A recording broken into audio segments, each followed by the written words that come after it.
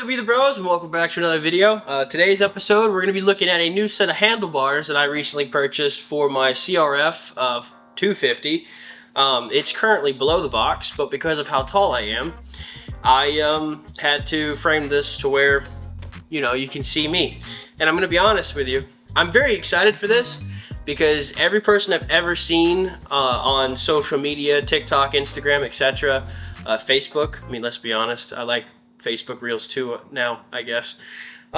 They've all had fat bars, and from what I've been told, the distance between your hands helps you move the bike a little bit better. So I'm thinking that with these shorter, narrow style bars that were older, it would significantly improve my turning ability if I had something I was more comfortable with.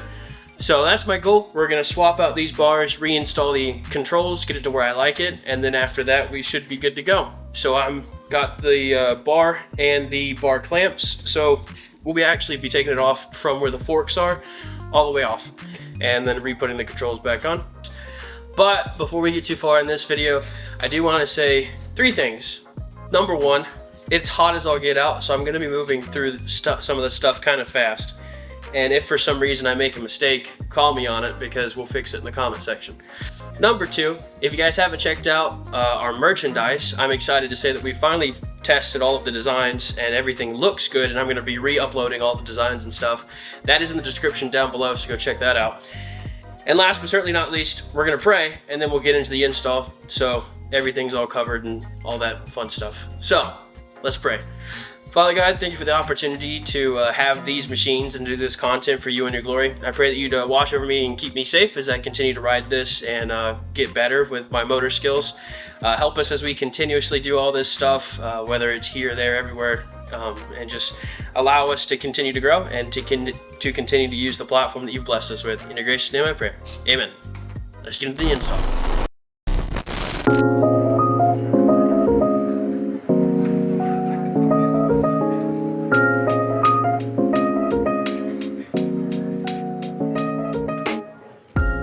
Alright, so really quickly, this is your twist throttle control right here, and this is your brake lever. By the way, if you didn't know, coming from a quad guy, this is the most useless piece of the bike ever. Never touch it. I have evidence. Never touch it. So for this, all you need is a 8mm. So we're gonna go ahead and take these off. And for your starter, all you need for your starter is just a typical Phillips screwdriver, and you can back it out and then just set it. I'm gonna throw everything this way, so that way it's out of the way, so we can put stuff on. I will say briefly that one of mine, and also I would confidently say my dad's fears about doing an install like this would be the twist throttle. It's an entirely different beast that we are not new to, or well, we are not new to, we are new to. So it's a little refreshing to see that it was only 2 individual bolts there. Hopefully that there is nothing more, nothing less, but as I find out, I will let you know. All right, that is the brake lever off, and then the twist throttle just comes off, tube and all. I think what I'll do, for the sake of what we're doing, since I have to take these off anyway, you can barely see it, but this is the clamp. We'll wait till we take this off, shift it over and slide it off, so I don't have to unplug or do anything that I would need Kyle for. So yeah, that is always a good sign when you take something off, that little bit of a pop there. Well, obviously, unless you're going the wrong direction, then you just made a righty-tighty, a lefty-loosey, and you're screwed there, bud. But for me, that's the sound of no one's ever taken this off. So these should be the OEM bars. Anyone who has an 05, let me know in the comment section down below. I'd love to know if these are the original bars. Alright, so on this side, which would be your left side of the machine, you have actually three controls on this side. You have your clutch, your hot start, which is right here on top of your clutch perch, and then this right here is the kill switch, because this doesn't have a key. So you unscrew the kill switch and you unbolt this. Do not take the hot start off the perch, because that's where it's supposed to go. Same as the other side, make sure you put your bolts and screws back where your bolts and screws should go. It appears that this is zip tied. Nope, this is connected to the hot start. Okay, makes sense. So those these will need to be put back in the same general area. Not to say that they wouldn't be, but just keep that in mind, because I didn't notice that until like now.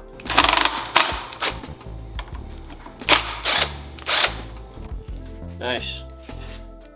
And then same thing as the other side. I'm gonna stick this back on and threw the bolts back in, and then after that I'm gonna throw it to the side, so that way we can wait for the next piece here in just a second. All right, and last but certainly not least, it really just depends on what you've done to your machine before you do something like this, but we have grips that come off, so we're gonna unscrew the grip on this side, and then I'm gonna tell you what you need to take the clamps off, and then we'll take that one off on this side. Now, I do want to briefly mention that if you can see right there, there's a little bit of scarring on the bar.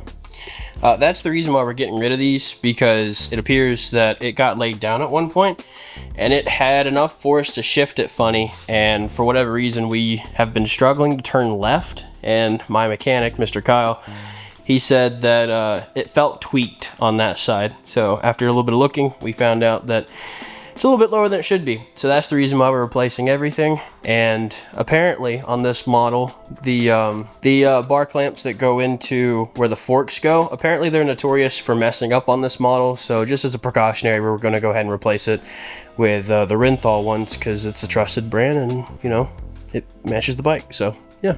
All right, so I've got a 10mm for this. Goes on pretty snug. So we're gonna start with the back, because if it's the same as the bars I'm putting on, they have something called zero gap technology, and they recommend that you crank down the front. So in theory, if I take off the rear, it won't move. Well, theory wrong.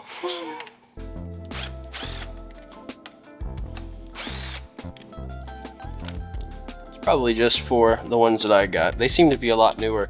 And if you guys know anything about newer technology, they changed a lot. Well, unless it's the Yamaha YFZ, and that hasn't changed in a few years, so. Still the best. Also, another reason that is, oh, let it focus. It's a little shaved there, so I'd like all of my grip strength area for my hands to go. So, yeah. All right, so since we're new to this, I didn't know about, well, I knew about this, I just didn't know about it. I guess it'd be better to go ahead and take those off before you move the bars, because you'll have something to hold on to get your leverage. That is a 17mm ratchet that we have here, and well, you may not need that if you followed in our footsteps. If you know anything about dirt bikes or some of the new stuff like the Flex and, oh, that's like really bright, like the Flex and whatnot, there's these rubber inserts. Make sure to save these. We already have the bottom one still in there, and since it's kind of stuck, we'll leave it there. But we're gonna need that because the new clamps do not come with that. So we're gonna have to reuse that old hardware, and these look to be in really good quality, so we're gonna hang on to them. So like I mentioned before, other than the reusable stuff that's not in here, these are the new ones. To take this apart, you just kind of get your finger underneath the outside, and this cover bit that has your instructions on it just pops off, and then you are left with your new hardware. And like I mentioned before, this is zero gap technology, so you're supposed to tighten down the front first, so make sure you keep that step in mind when you put your new stuff back in. Alright, so I'm definitely using the wrong camera for this because of how zoomed out it is, but you can see that little bit there at the top. On the inside there is a notch right there-ish. I know it's kind of blown out, but you can kind of see. So make sure you put that notch in flush so you can make sure everything goes in nice. So much like I was talking about earlier, make sure you save those rubber bits because those goes in at the top, and we also need to make sure that we have it for the bottom as well. Bottom one's still in, by the way. And we're gonna take our washer that fell off and stick that in at the bottom along with the nut that comes with it. So we'll do that here in a little bit. Just in case, so these washers did not go back on, and since it didn't come with the hardware, we're not going to stress too much about it. There appears to already be a washer there, so I don't know why there was an additional one, but yeah, so we're just going to make sure that these are straight, and then after that we'll cinch it down and go ahead and get ready to install the bar.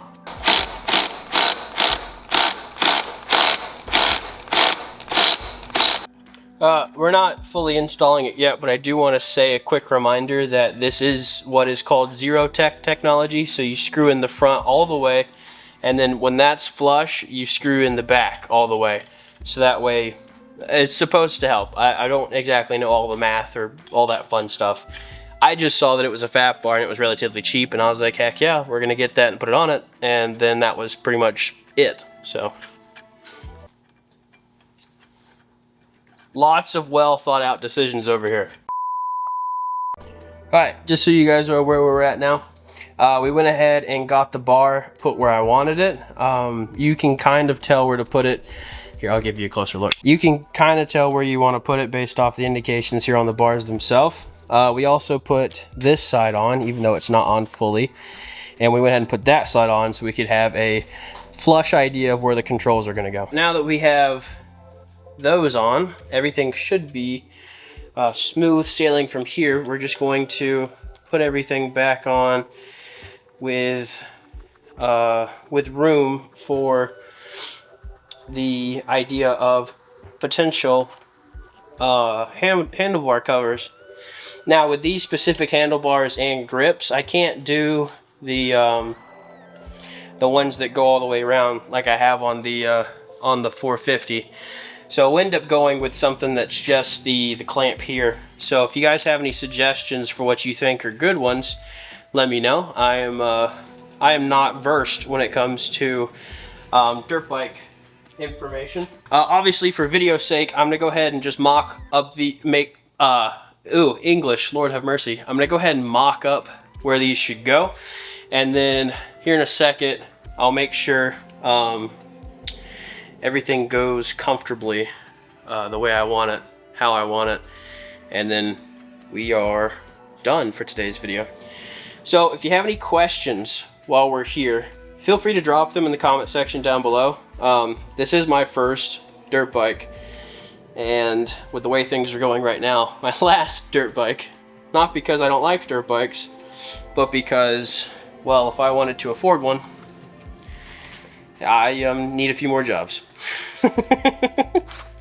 So yeah, nothing wrong with that though. I'd rather be in a situation where I can work for my dreams than I would to be in a situation where I can't pursue them at all. So little words of wisdom while we do an install. All right, so I am already kind of done for all intents and purposes. I just wanted to go ahead and kill two birds with one stone really quickly, kind of get a feel for where I want these. Obviously that has to go there. I don't know how exactly this goes. I just know that I really don't want this to hang or have an issue on my side. So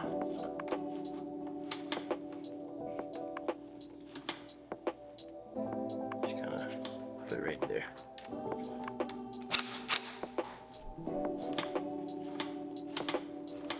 Alright, nice. Now that I can hear that return spring, I like that a lot better. The most useless thing on this bike, front brake. Let's see, that's fun. I kind of want it to be in an inconvenient place, so I won't just reach up and grab it. Unfortunately, that's comfortable. We'll drop this down a little bit. I want to be able to stand. That's fine. I like that. Like that. There. Nice. Alright, I'll probably take that zip tie I saved earlier and zip tie this bit on this side. I don't know how well you can see it on the camera, but it's drooping a little bit. But yeah, other than cosmetics,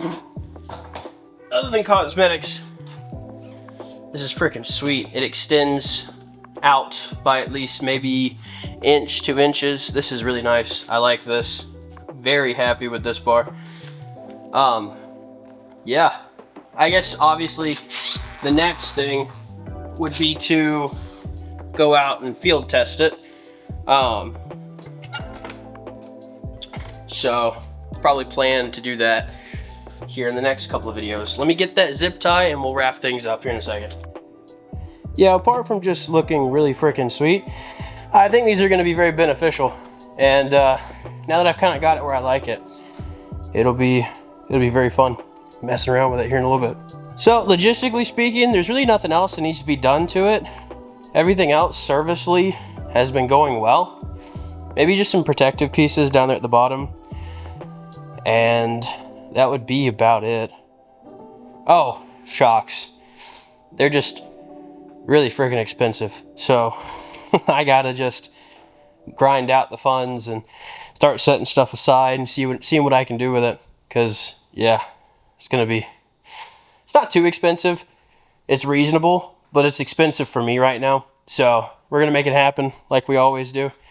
And once that's done, mint.